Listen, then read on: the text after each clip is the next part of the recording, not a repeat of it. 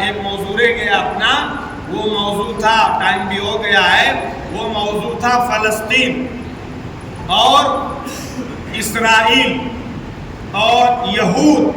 یہودی جو ہے وہ کبھی جو ہے وہ قرآن میں بھی اللہ نے فرمایا، اس کی جو صفات بیان کی، میرا وقت نہیں ہے، ایک جگہ قرآن میں اس کو سماعون للکذب کہا گیا ہے کہ وہ ایسے گندے، گھناونے، نجس، ناپاک، گھٹیا، رذیل، کمینے، مجرم، خبیث انسان ہے جو جھوٹ کے دل دادا ہیں،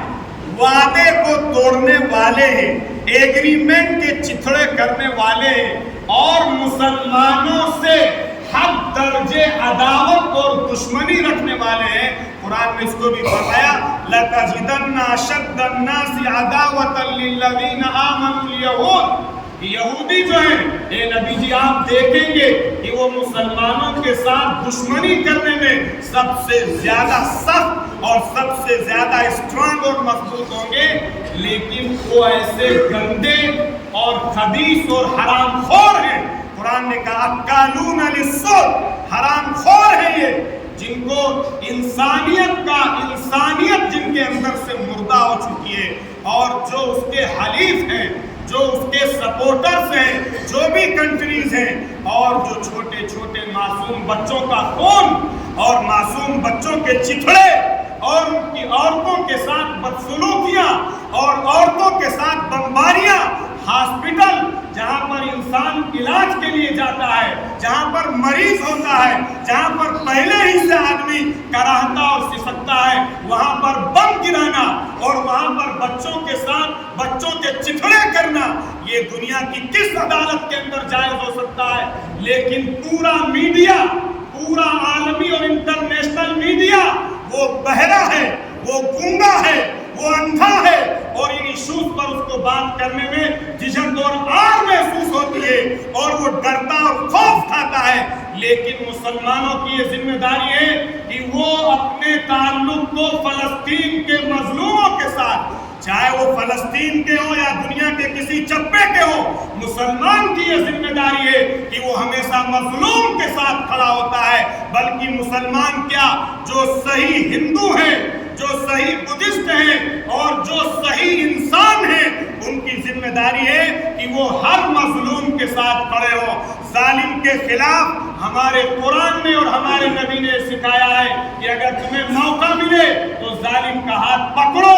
ظالم کا پنجہ پکڑو اور اس کو ظلم سے روکو۔ دنیا ساری دیکھ رہی ہے، اگر کہیں پر 2-4 بچے کو ہاسپٹل پہ کوئی اٹیک کر دیا جائے اور بچوں کے چتھڑے ہو جائیں، اور دنیا اسے دکھاتی ہے اور میڈیا اسے دکھاتی ہے، اور اگر کوئی مسلمان کی طرف سے یہ کام ہو جائے، پھر میڈیا ایسا ڈھڈورا پیٹتی ہے کہ میڈیا کے پاس اس کے علاوہ کوئی دوسرا ایشو نہیں رہ جاتا ہے۔ کیا یہ چھوٹے چھوٹے بچے یہ انسانوں کے بچے نہیں ہیں؟ کیا وہ عورتیں نہیں ہیں؟ جہاں پر پانی پینے کے لیے وہ کیچڑ کا پانی پی رہے ہیں، کیا دنیا نہیں دیکھ رہی ہے؟ کیا یہ ویڈیوز وائرل نہیں ہو رہے ہیں؟ کیا جو انسانیت کے علمبردار ہیں یا امن اور شانتی کے علمبردار اور ٹھیکیدار بنے ہوئے ہیں اور دنیا میں امن و شانتی کا ڈنکا پیٹنے والے ہیں اور اپنے آپ کو بہت بڑا ہیومینٹی کا جو ہے وہ ہمدرد اور ہمبل کہلانے والے ہیں، کیا ان کے سامنے یہ ساری چیزیں اور ان کے سامنے یہ سارے ایشوز نہیں ہیں؟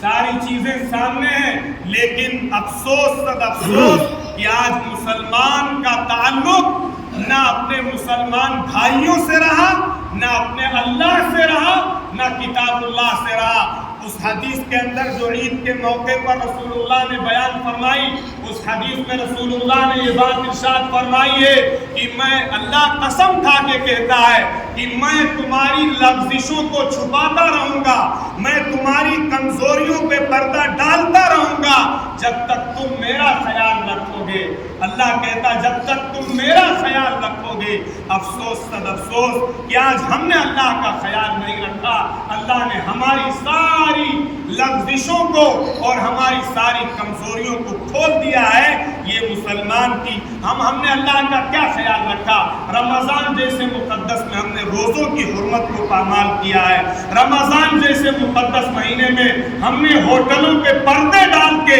کھانا کھایا ہے، ہوٹلوں پہ پردے ڈال کے ہم نے ناشتے اور ساتھ جو ہے وہ چیزیں اڑائی ہیں۔ کیا ہم نے اللہ کا یہی خیال رکھا ہے؟ اسی لیے اللہ نے فرمایا تھا کہ جب تک تم میرا خیال رکھو گے، یعنی میرے حکموں کی پاسداری کرو گے، میرے دین کا خیال رکھو گے، اللہ نے فرمایا تھا میں تمہیں کافروں اور مشرکوں کے درمیان رسوا نہیں ہونے دوں گا۔ آج ہماری رسوائی کا بنیادی سبب یہ ہے کہ ہم نے دین کو چھوڑا ہے۔ اس لیے جتنے مسلمان ہیں، ہر مسلمان کی یہ ذمہ داری ہے کہ وہ فلسطین کے مظلومین کے لیے ہم اگر کچھ نہیں کر سکتے ہیں تو کم سے کم دعا تو کر سکتے ہیں، کم سے کم ان کے ساتھ ہم تو شیئر کر سکتے ہیں، کم سے کم ان کے ساتھ اللہ کے سامنے ہاتھ اٹھا کے ان کے لیے اللہ کی مدد کا تو سوال کر سکتے ہیں۔ اگر اتنا بھی نہیں کرتے ہیں تو گویا کہ ہمارے اندر سے جو ایک مسلمان کا دوسرے مسلمان کے ساتھ رشتہ ہوتا ہے وہ ٹوٹ چکا ہے،